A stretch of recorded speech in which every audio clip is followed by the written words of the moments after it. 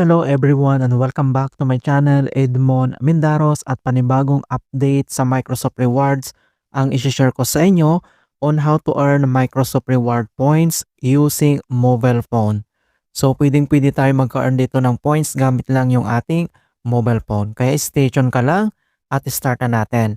So kung wala ka pang Microsoft account and then kailangan mo mag-create, at kung mayroon ka na, so yan yung i-login para magka-earn tayo ng reward points.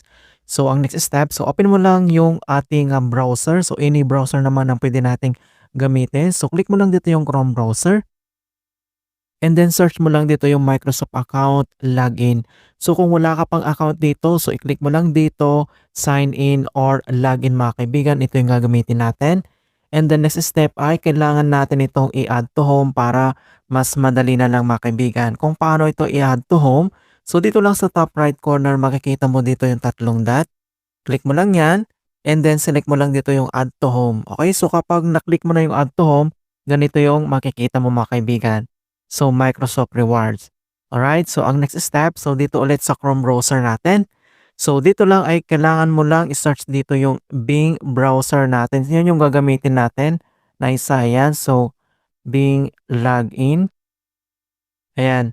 So ito mga kaibigan, ito yung gagamitin natin para mas madali na lang yung pag-earn natin ng points sa Microsoft Rewards. So i-click mo lang yan and then i-sign in mo lang yung Microsoft account mo and same.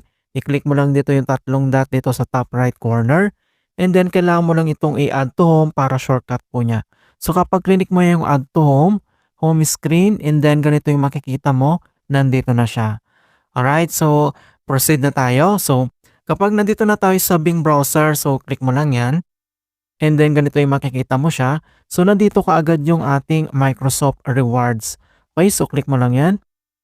So makikita nyo na dito na mayroon na tayong 34,115 points. Ang katumbas nito ay mayroon na tayong 1,500 na SM gift pass gift card. So may pang shopping na tayo sa SM ulit. Okay, so kung paano ba tayo magka-earn dito? So maraming paraan dito kung paano tayo magka-earn ng points. So makikita mo lang dito yung 1,000 points. So kailangan mo lang tapusin yung task mga kaibigan. So may mga task dito. So una, ito yung check-in. So tap mo lang yan. Mag-check-in lang tayo and then may 5 points na kaagad. And then next step, so today points. So dito yung gagawin natin yung ating task on daily set. So kapag may nakita ka ditong plus 10 ay kailangan mo lang i-click yan. So, okay? So tap mo lang yan. And then scroll down mo lang. Ganyan. So makikita nyo dito sa baba na nag-add na yung points mga kaibigan. And then back ka lang. And then same naman dito sa pangalawa. Tap mo lang yan. And then browse ka lang ganyan. Diba napakasimple lang. And then may points agad. And then back. And then same yung last. Ganyan, scroll ka lang ganyan, pababa or pataas. And then yung points na add na, so back ulit. Ayan. So na-complete na natin yung daily set. So plus 10 plus 10. And then next, dito naman sa daily activities. Okay? So dito kailangan mo lang tapusin yung 90 na points na yan. Okay? So tag 3 points yan mga kaibigan. So click mo lang ito. Napakasimple lang talaga. Itap mo lang tong yan na yan na Culinary Tour Manila. And then score ka lang. Ganito lang siya. Ganun mo lang. Plus 3 ka agad and then back. Ganyan. Hanggang matapos mo ito mga kaibigan yung 150 points. So suggest ko lang guys para mas mabilis yung pag-earn natin dito ng points ay kailangan mo din gumamit ng laptop. So dito kasi yung laptop ay mayroon po siyang 90 points and then yung mobile naman ay mayroon po siyang 60 points. So total 150 points. So kapag araw-araw na 150 points ay mabilis yung pagka-earn mo dito o yung makaka-earn ka agad dito ng malaking points na pwede nating i-redeem. Ayan. And then next, kapag natapos mo na dito yung daily activities na search to earn, so mayroon na ulit ditong kung paano tayo magka-earn. Ito yung read to earn. So dito naman, so itap mo lang ito na banda. So click mo ganyan. And then select ka lang dito ng kahit anong pwede mong basahin. So halimbawa ito, tap mo lang yan, yung news na yan. And then scroll ka lang, ganito lang siya. Scroll up, scroll down. Makikita mo dito sa baba na nag-plus na yung plus 3 na points. So, and then back ulit. Back mo siya. And then, same. Select ka lang dito na kahit anong news na pwede mong basahin. Tap. And then, scroll up mo lang siyang ganyan. and then ma-add na dito yung points, ayan, and then back ulit.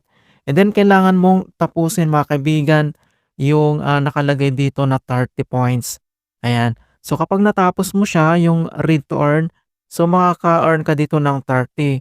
And then next naman ito yung, last, ito yung more activities, ito yung complete puzzle. So +5 ito, and then makakakuha ka dito ng 1,000 points kapag na-complete mo yung puzzle na 12. So may bonus kang 1,000 points. Okay, so 12 puzzle yung kailangan mong tapusin yan. Kailangan complete. Ayan, kailangan success yung pagbuo mo ng puzzle, and then meron kang 1,000 points mga kaibigan. Okay, so marami talaga ditong ways, talaga wala kang babayaran dito, as in free lang, gamit mo lang yung data connection mo or Wi-Fi connection mga kaibigan.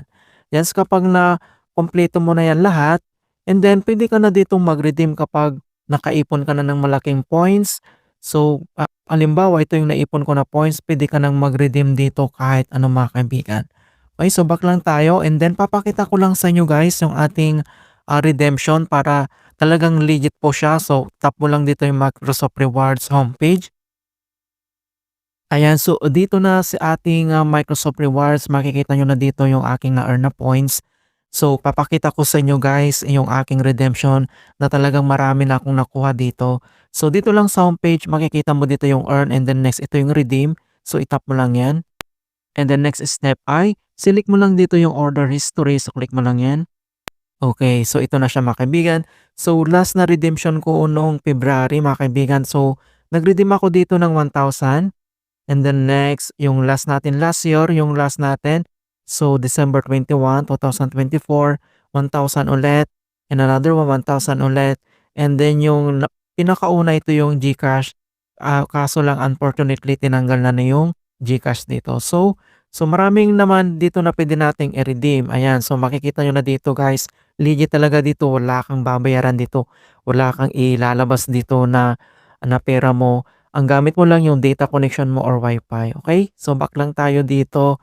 So dito naman sa kanyang redeem, so marami naman dito na ways na pwede mong i-redeem regarding sa points mo. Kapag nakaipon ka ng malaki, so maraming pwede mong i-redeem dito. Meron ditong Pure Gold, ayan, Vikings, Roblox, ayan mga kaibigan, SM. So ito yung mostly kong nire-redeem yung SM. So ayan, and then sa Lora Max, ayan mga kaibigan, sili ka lang dito kung anong gusto mo i-redeem na corresponding sa naipon mo na points.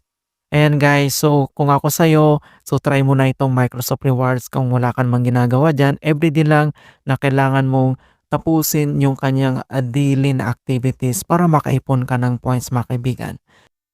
And then ilalagay ko sa description box mga kaibigan yung aking links dito. Ayan. So ito yung pinakabago ulit. Yung pwede nating i-share yung ating Microsoft Rewards link sa mga kaibigan natin para makaipon tayo ng reward points. Ayan. So lalagay ko to sa description box at pwede mong gamitin. Okay, so iyon lang po mga kaibigan ang ating update ngayon sa Microsoft Rewards Points kung paano tayo mag-earn ng points nito gamit lang yung ating mobile phone. Okay guys, and hope na nakapagbigay ako ng konting kaalaman at guide tungkol sa Microsoft tutorial. Thank you guys and see you in my next tutorials.